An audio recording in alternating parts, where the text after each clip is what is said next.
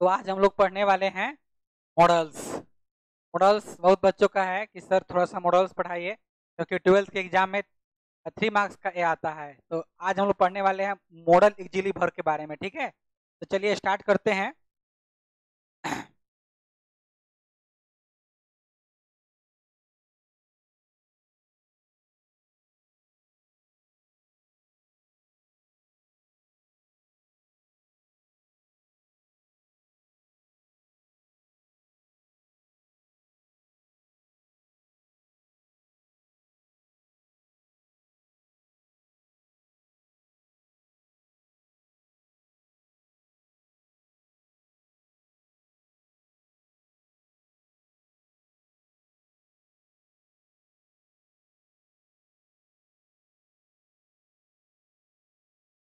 चलिए, hello hello, चलिए आवाज आ रही है क्लियर सबको? तो आज हम लोग पढ़ने वाले हैं मॉडल्स, यानी मॉडल एक्जिली भर पढ़ेंगे।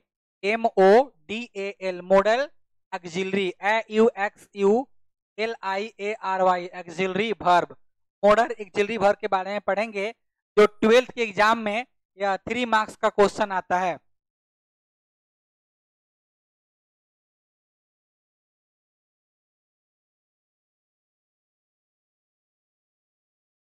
3 मार्क्स का आता है ट्वेल्थ के एग्जाम में मॉडल्स। तो सबसे पहले जानेंगे हम लोग कि आखिर मॉडल एक्जिलरी वर्ब क्या होता है। What is model auxiliary verb? तो सबसे पहले जानेंगे, मेरा क्वेश्चन हो जाएगा, यहाँ पे क्वेश्चन निकल के आता है, what is model auxiliary verb? Model auxiliary verb, model auxiliary verb क्या है, ठीक ना? तो सबसे पहले देखिए इसका डिफिनीशन क्या निकल के आता है। आप बोल सकते हो shall, should, can, could, will, would, may, might, must, use to and ought to are called modal auxiliary verb। Modal auxiliary verb अर्थात इसी सब को हम लोग बोलते हैं modal auxiliary verb. Shall, should, can, could, will, would, may, might, must, use to and ought to are called modal auxiliary verbs. यानी इन्हीं सब को हम लोग बोलते हैं मॉडल एक्जिलरी वर्ब्स, है ना? जैसे अब इसको थोड़ा सा हम लोग देखिए ध्यान से, कहता है some important facts on modal auxiliary verb। यानी मॉडल एक्जिलरी वर्ब के ऊपर कुछ महत्वपूर्ण हम लोग तथ्य देखते हैं। वो कौन सा तथ्य है? तो सबसे पहला आप ये जानिए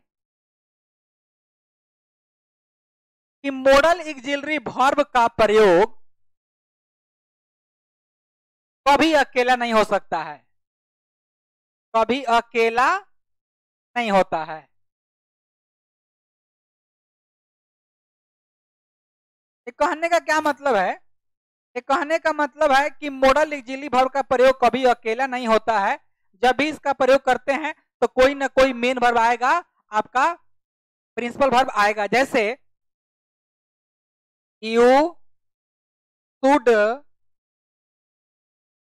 गो there, Ramu can come here,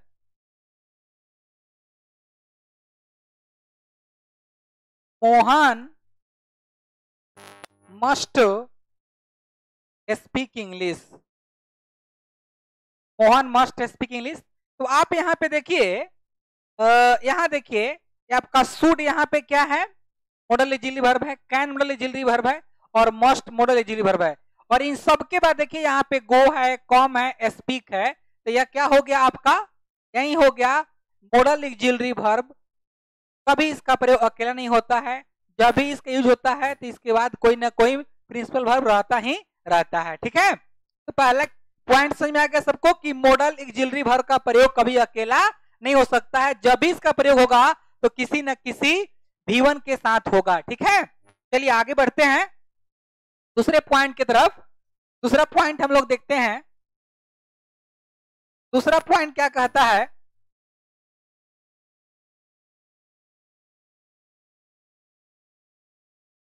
कहता है मॉडल ऑक्सिलरी वर्ब के बाद,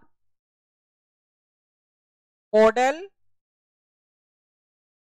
ऑक्सिलरी वर्ब के बाद हमेशा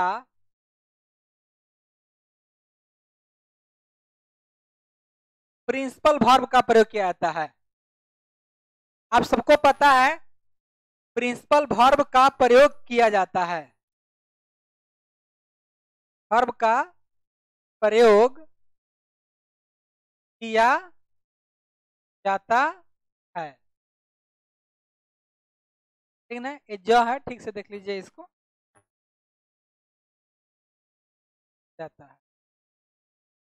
चलिए, तो अभी आप लोग को बताए हैं, इसके बाद जब भी यूज होता है, यहाँ देखिए इसी का एग्जांपल इसे बताते हैं। यहाँ पे लिखा हुआ है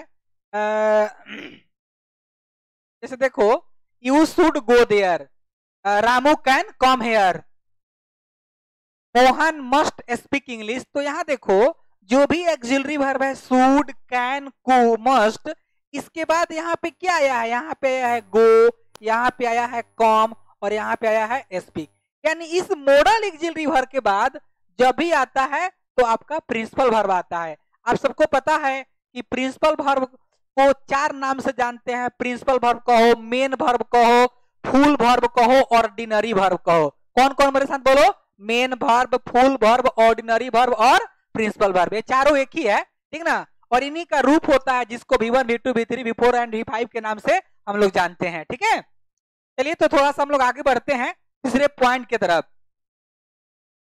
मेरा तीसरा पॉइंट क्या होता है उसको देखिए। तीसरा पॉइंट कहता है कि modal auxiliary verb present tense में सभी सब्जेक्ट के साथ अपने मूल रूप में रहता है।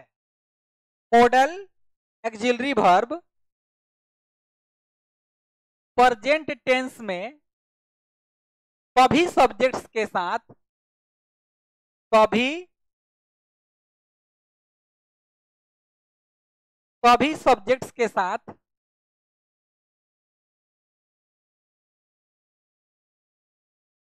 अपने मूल रूप में रहता है, अपने मूल रूप में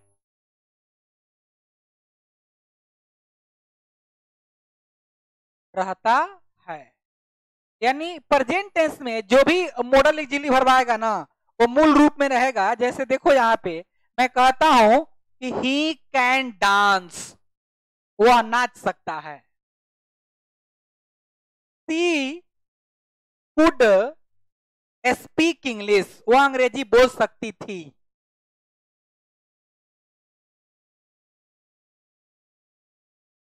Mahesh will ask many questions,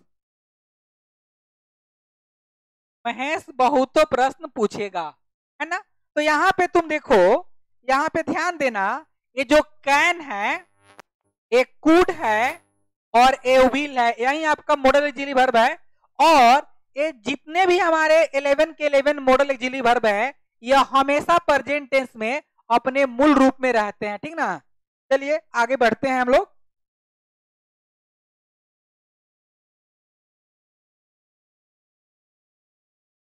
देखिए 4 पॉइंट देखते हैं। देखो कहता है कि मॉडल ऑक्सिलरी वर्ब का, मॉडल ऑक्सिलरी वर्ब का इन्फिनेटिव, इन्फिनेटिव का मतलब जानते हो, इन्फिनेटिव का है तो 2 + V1। जिरंड, जिरंड का है तो जानते हो, जिरंड का मतलब होता है V4। इसको वर्बल नाउन से भी जाना जाता है जिरंड को। ठीक ना, या पार्टिसिपल, पार्टिसिपल रूप नहीं होता है।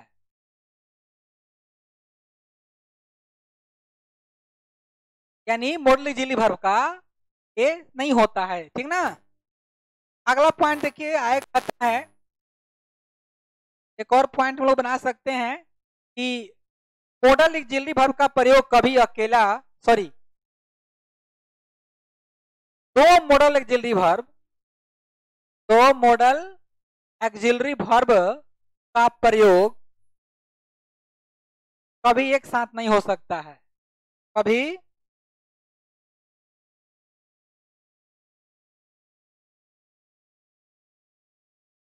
कभी एक साथ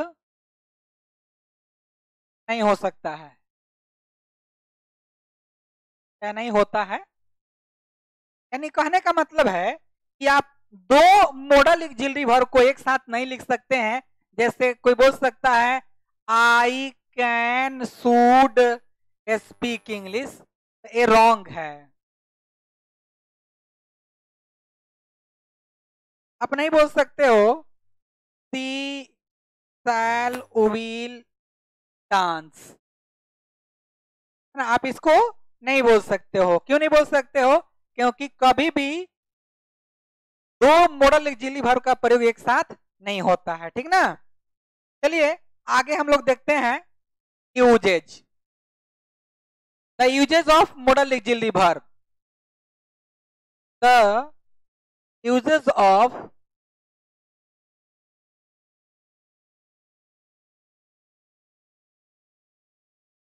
the uses of modal auxiliary verb, modal auxiliary verb, यानी मॉडल ऑक्सिलरी वर्ब का अब हम लोग को देखना है प्रयोग कि आखिर इन मॉडल ऑक्सिलरी वर्ब्स का प्रयोग कहां कहां होता है। तो सबसे पहले हम लोग देखते हैं कैन के बारे में। लिखेंगे number 1, the use of can, the use of can अर्थात कैन का प्रयोग। तो सबसे पहले आप लोग जानिए, पेन में चेंज कर लेता हूं, कि फ्यूचर टेंस में, फ्यूचर टेंस में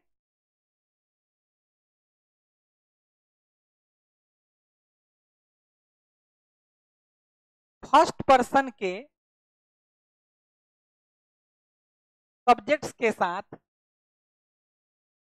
शैल का प्रयोग किया जाता है, शैल का प्रयोग किया जाता है।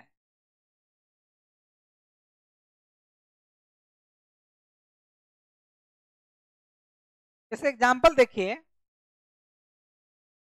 कोई बोलता है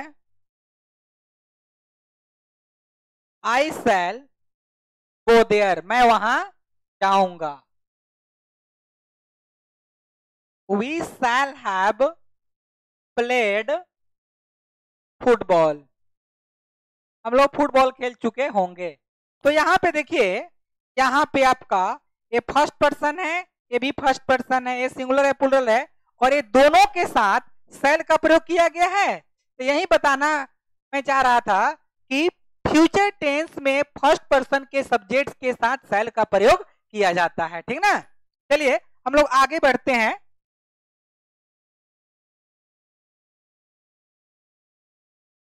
देखिए दूसरा यूज कहता है यदि फ्यूचर टेंस के सेंटेंस से, फ्यूचर टेंस के सेंटेंस से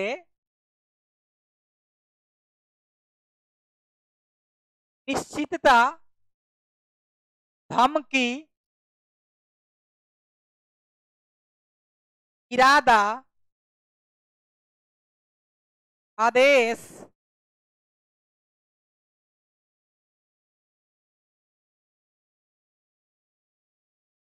का भाव व्यक्त हो तो, का भाव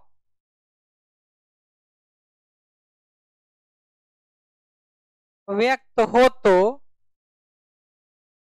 भाव व्यक्त हो तो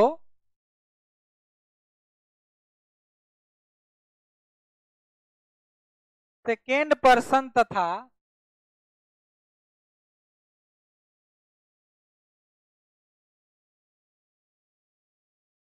थर्ड पर्सन के सब्जेक्ट्स के साथ सब्जेक्ट के साथ शैल का प्रयोग किया जाता है। शैल का प्रयोग किया जाता है। देखिए क्या कहता है, ध्यान से देखिए, लिखा हुआ है कि यदि फ्यूचर टेंस के सेंटेंस से निश्चितता, धमकी, इरादा, आदेश का भाव व्यक्त हो तो सेकेंड पर्सन तथा थर्ड पर्सन के सब्जेक्ट के साथ शैल का प्रयोग किया जाता है। जैसे एग्जाम्पल देखिए, एग्जाम्पल देखिए, जैसे कोई बोलता है you shall dance, you shall dance, तुम जरूर नाचोगे, तुम जरूर नाचोगे। या कोई बोलता है she shall, she shall speak English in the class, वह वर्ग में अंग्रेजी जरूर बोलेगी, वह वर्ग में अंग्रेजी जरूर बोलेगी। She shall speak English in the class. कोई बोलता है Ramu shall come here, Ramu shall come here, Ramu यहाँ जरूर आएगा, रामू यहाँ अवश्य आएगा। इसका मतलब ये हुआ, यानी निश्चितता को व्यक्त करने के लिए हम लोग ए सेकेंड पर्सन और थर्ड पर्सन के साथ भी शैल का प्रयोग करते हैं। तो आशा करते हैं कि आप सभी लोगों को शैल का प्रयोग में कोई दिक्कत नहीं होना चाहिए। आगे हम लोग पढ़ते हैं द यूज ऑफ विल।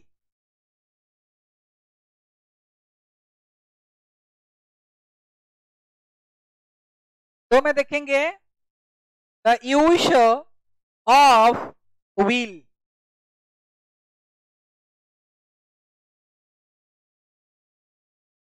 देखिए इसका पहला रूल कहता है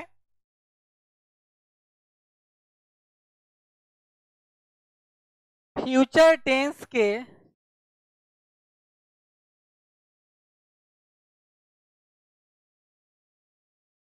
सेकेंड पर्सन तथा थर्ड पर्सन के सभी सब्जेक्ट्स के साथ, सभी सब्जेक्ट्स के साथ विल का प्रयोग किया जाता है, विल का प्रयोग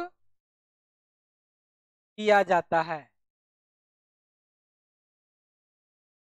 जैसे एग्जांपल देखिए,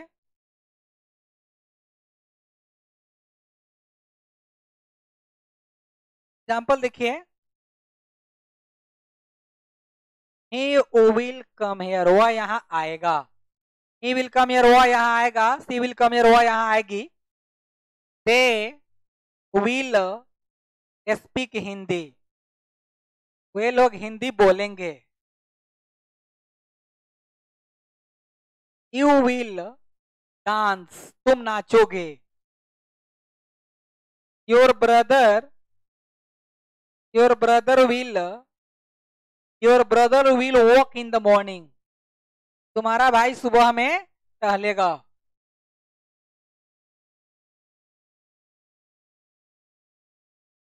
ठीक ना। तो यहाँ पे आपने क्या देखा कि यहाँ पे ही, सी, यू, योर ब्रदर, ये क्या है ना, सेकेंड पर्सन थर्ड पर्सन है, तो इसके साथ विल का प्रयोग किया गया है। ठीक है ना। अब आगे देखते हैं हम लोग,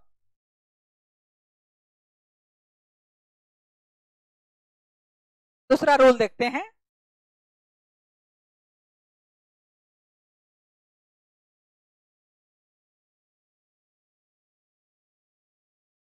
कहता है कि यदि फ्यूचर टेंस के सेंटेंस से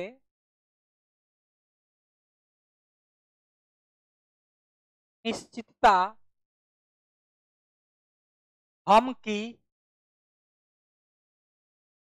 दादा, प्रतिज्ञा, आदेश का भाव व्यक्त हो तो, का भाव व्यक्त हो तो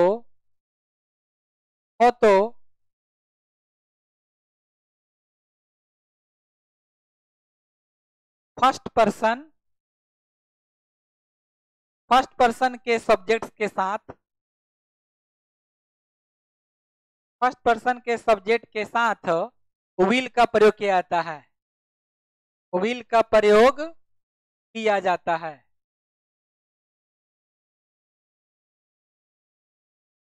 जैसे एग्जाम्पल देखिए, जैसे एग्जाम्पल देखिए, कोई बोलता है I will kill you, I will kill you, मैं तुम्हें जान से मार दूंगा, मैं तुम्हें जान से मार दूंगा, धमकी दे रहा है। तो आई बोल सकते हैं आई सेल नहीं, I will kill you, I will kill you, मैं तुम्हें जरूर मार दूंगा, जान से मार दूंगा, है ना। कोई बोलता है वी विल बीट हिम, हम लोग उसको पीटेंगे ही पीटेंगे, हम लोग उसको पीटेंगे ही पीटेंगे, वी शैल बीट हिम। कोई बोलता है I shall buy a car on Diwali, यानी मैं दिवाली के दिन कार खरीदूंगा ही खरीदूंगा, जरूर खरीदूंगा, इसका मतलब ये हुआ। तो ऐसी स्थिति में हम लोग विल का प्रयोग कर सकते हैं। तो मॉडल ऑक्सिलरी वर्ब के पार्ट 2 में हम लोग इसके आगे का देखेंगे, ठीक ना। तो इस वीडियो में इतना ही। अगर मेरा वीडियो आपको अच्छा लगता है तो अपने दोस्तों के पास शेयर जरूर करें। एंड अभी तक आपने इंग्लिश उपचार यूट्यूब चैनल को सब्सक्राइब नहीं किया है तो सब्सक्राइब कर लीजिए, ताकि आने वाला वीडियो का नोटिफिकेशन आपके पास जल्द से जल्द पहुंच जाए। Okay, thank you for watching English उपचार।